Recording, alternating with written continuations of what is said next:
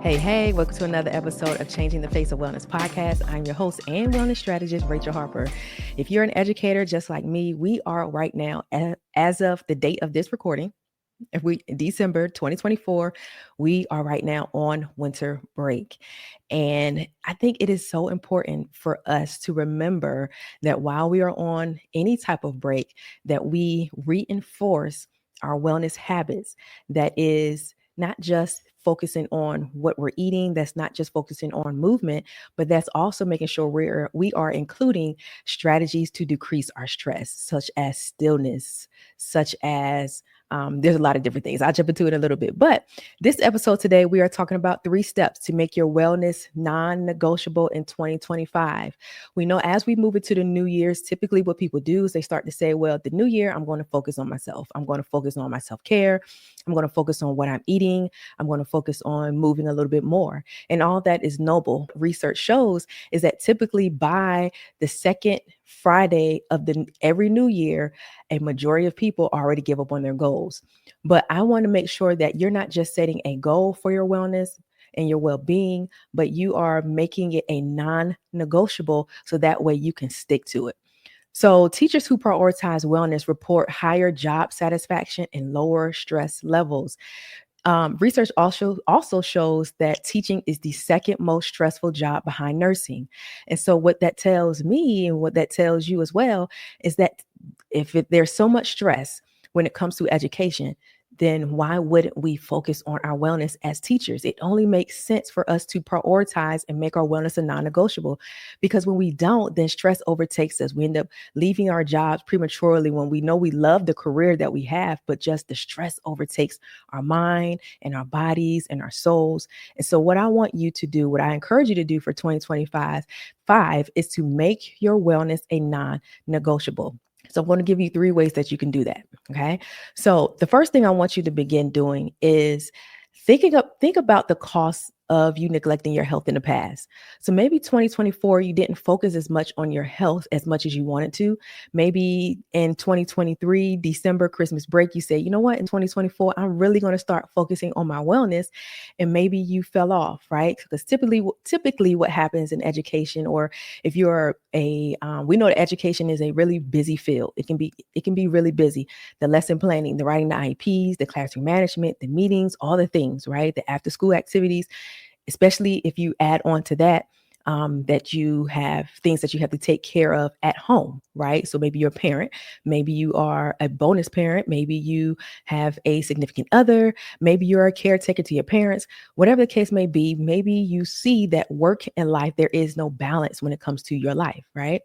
And so you have to start thinking about what is the cost of you saying that the work is the reason why you don't focus on your health, right? We often say we don't have enough time.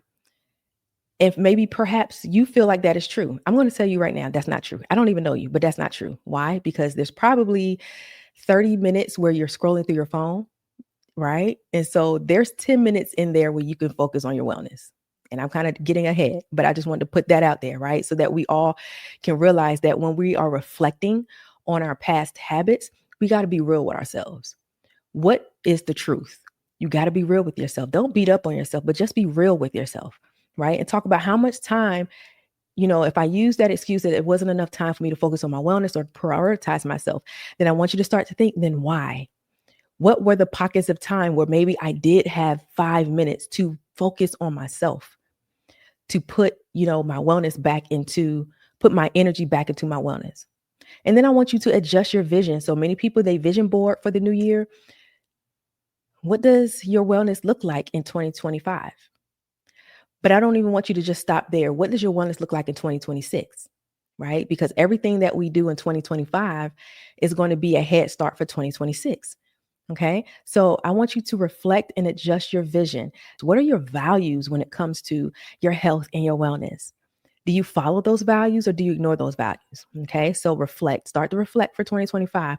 What do you want your vision to look like? And what has been the cost of you neglecting your health? Are you now on medicine? Is your blood pressure high?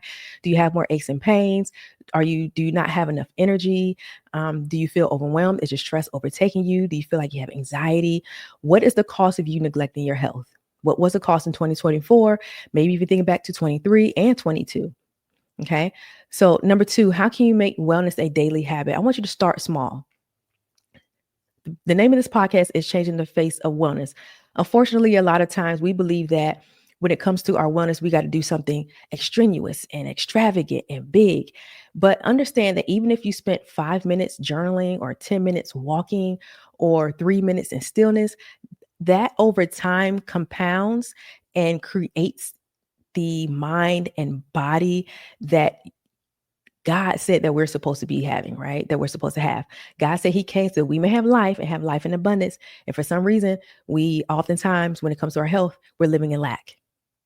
So don't think that you have to start big. Just start small by integrating one wellness activity into your routine. Okay, like a 10-minute walk. If you have a dog, listen, there's no reason why you aren't taking a 10-minute walk. Take the dog outside for 5 minutes. Put it on a leash, go outside, walk. Okay, that's also time for you. That's also time for your dog. It all goes together. If you have children, take them outside for 5 minutes, take them outside for 10 minutes. That's the time for you to run around and get active. So one of the things I like to say is make it a part of your lifestyle. What is something that you're doing anyway? Like you're going to the mall anyway. Put on your sneakers and your sweats instead of going to the mall with your cute heels and all those things. Put on your sneakers, put on a pair of comfortable pants and go walk around the mall for 10 minutes. Okay. And then number 3, I want you to sustain your wellness journey. Set a goal to continue implementing boundaries into your life. You got to start separating your work and your life so that way you can open up the time and have more energy for your self-care practices. And I mean self-care practices beyond the hair, beyond the nails. Now, those things are important. They also make you feel good. But I'm also talking about there may be times where you feel like I don't have enough energy to cook a healthy meal. So I'm just going to go and get something that's more processed, right? Because it's just quicker to go through a drive-through. But if you start to create boundaries to separate your work and your life, you will begin to see work does not overtake your life. So if you want to dig deeper into more of these steps, I want you to go to teacherresetbook.com. It's there on the screen for you, teacherresetbook.com. And I want you to download my new ebook. It's called The Reset Method.